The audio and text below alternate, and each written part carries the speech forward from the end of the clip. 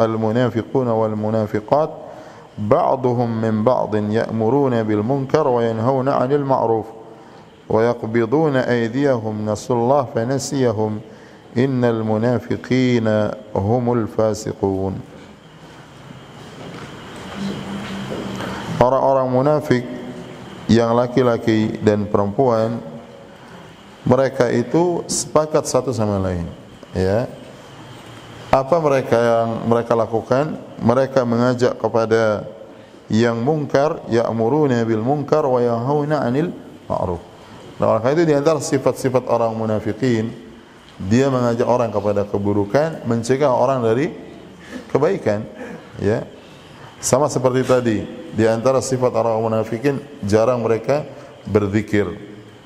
Kalau salat, mereka salat dengan malas. Kalau berdiri dengan malas, dengan enggan. Ya, pada Rasulullah SAW menyatakan waju'ilat qurratu aini fis salah. Ya. Jadi ciri-ciri seperti ini kita wajib isti'adzah dan berhati-hati darinya. Ya, agar kita jangan sampai jatuh ke dalam wal'iyadzubillah dalam kemunafikan. Tidak berzikir kepada Allah. Wa idza qamu ila sholati qamu kusala yura'una an-nas wa la yadhkuruna Allah illa qalila. Jadi mereka, ciri mereka juga ya'muruna bil munkari wa yanhauna 'anil ma'ruf. Ya, jadi yang mungkar mereka ajak, mereka seru ajak orang. Ya, jadi dia tidak cukup dia saja yang berbuat jahat. Ya, dan ini sifat orang-orang munafikin. Waliyadzubillah. Jadi orang kalau dia memang manusia biasa yang kemudian terjatuh dalam kesalahan, asalnya dia tidak akan mengajak orang lain untuk berbuat kesalahan atau berbuat dosa tersebut. Jadi dia sembunyikan dirinya. Karena hakikatnya ketika dia mengajak orang lain berbuat dosa, dan ini sifat orang-orang munafikin, dia sebenarnya mengumbar dosa yang sedang dia lakukan, lalu dia ajak orang lain bersama dengan dia. Padahal orang kalau dia berani terang-terangan melakukan kejahatan tanpa malu, itu bisa menjadi sebab dia tidak diampuni oleh Allah Subhanahu wa taala. Seperti disebutkan oleh Rasulullah SAW di dalam hadis, kullu ummati mu'afa illa al-mujahirun. Semua umatku akan dimaafkan oleh Allah, illa al-mujahirun, kecuali orang-orang yang apa? Mujahirun, terang-terangan. Ya, orang terangan itu bisa saja, artinya seorang mukmin kalau dia berdosa sendiri. Karena dia manusia biasa, dia jatuh dalam dosa, tapi dia sembunyikan antara dirinya dengan Allah dan dia taubat. Tapi kalau sudah dia ngajak orang lain, pertama itu sifat orang munafikin, waliyadzubillah. Kedua, dia berarti telah mujaharah dengan maksiat yang dilakukan dengan mengajak orang lain.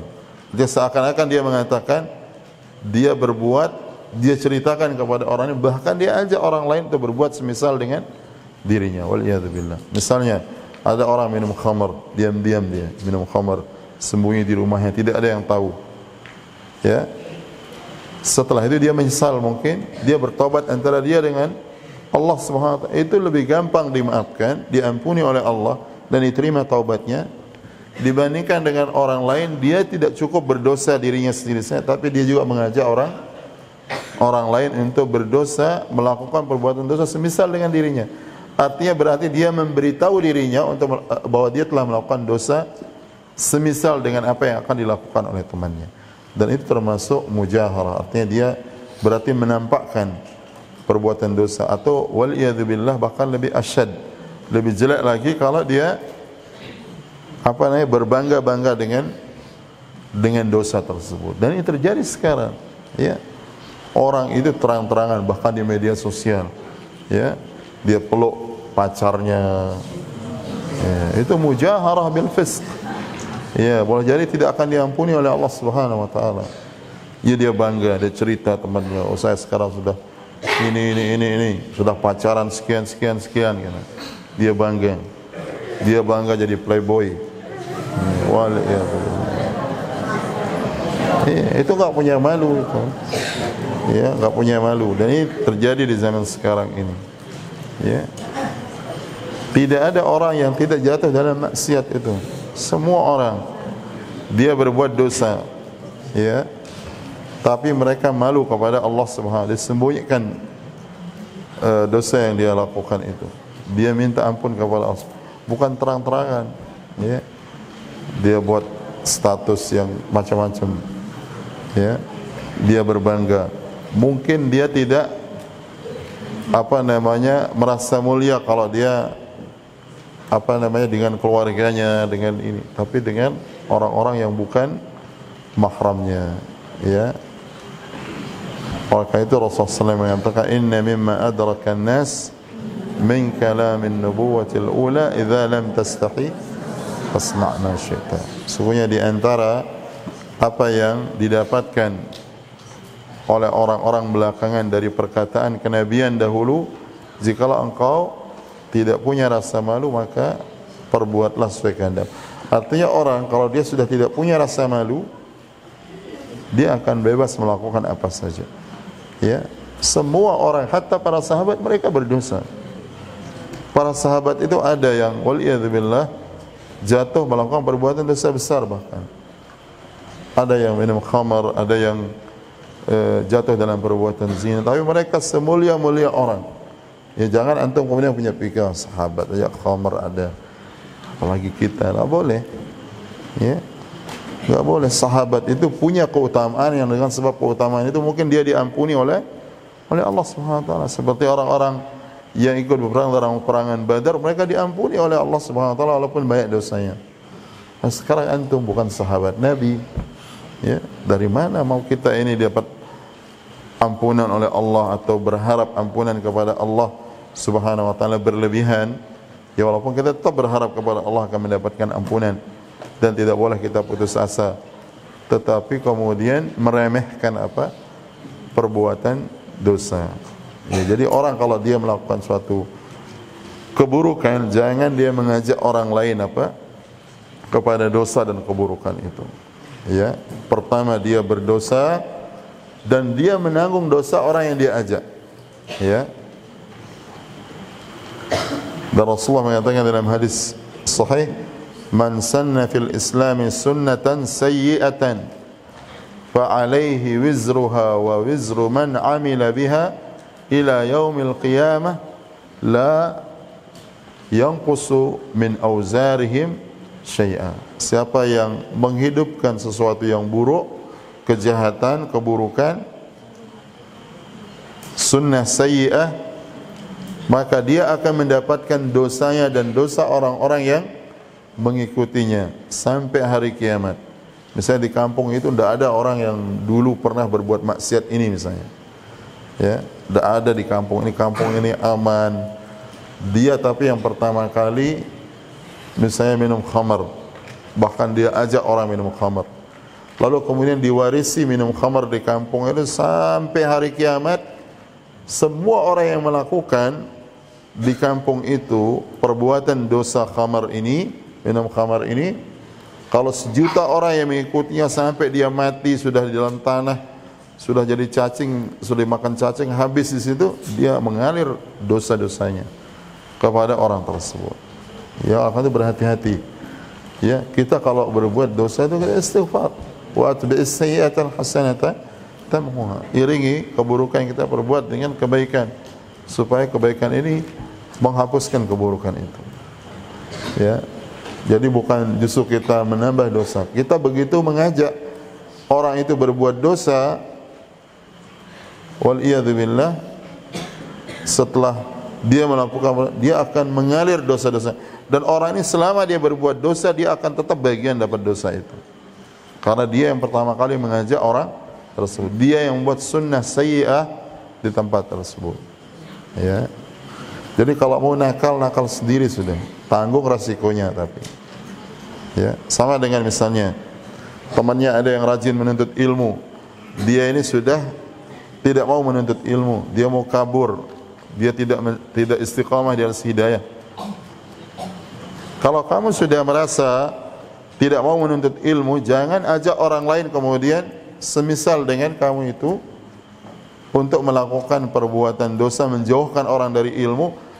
Karena nanti dia tidak hanya menanggung dosa dirinya sendiri, menjauhkan dirinya dari ilmu, tapi juga dia akan menanggung dosa orang ini yang menyebabkan dia jauh dari ilmu, bahkan mungkin tersesat, tidak mengetahui agama. Ditanggung dosanya. Ini berbahaya. Ya, justru para ulama mengatakan kalau orang itu melihat orang berbuat dosa, padahal dia melakukan dosa yang sama, tetap ada kewajiban dia untuk mengingkari. Tetap dia punya kewajiban mengingkari. Ya, dan dia boleh jadi mendapatkan pahala karena sebab pengingkaran itu, walaupun dia masih melakukannya. Walaupun dia masih melakukannya. Walaupun dia tentunya dengan disertai usaha dia untuk meninggalkannya, tapi dia tetap mengingkari kemungkaran, bukan justru mengajak orang lain dengan kemungkaran sama yang dia lakukan, sehingga dia menanggung dosa dirinya dan dosa orang-orang yang dia ajak untuk melakukan perbuatan dosa tersebut. Ya, dan boleh jadi wal iyadu billah, dan ini yang bahaya.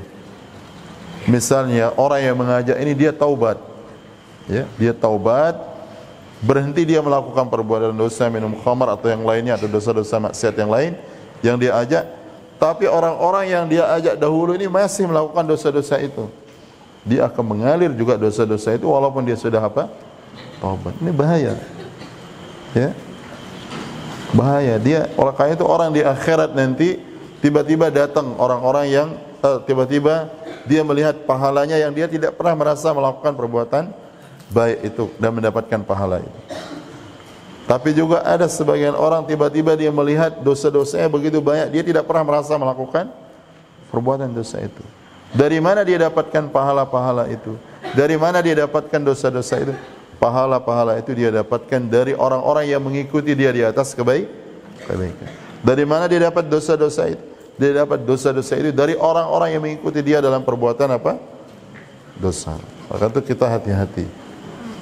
Harus kita hati-hati. Dulu para salaf dahulu, mereka kalau jatuh dalam perbuatan dosa dia sembunyi.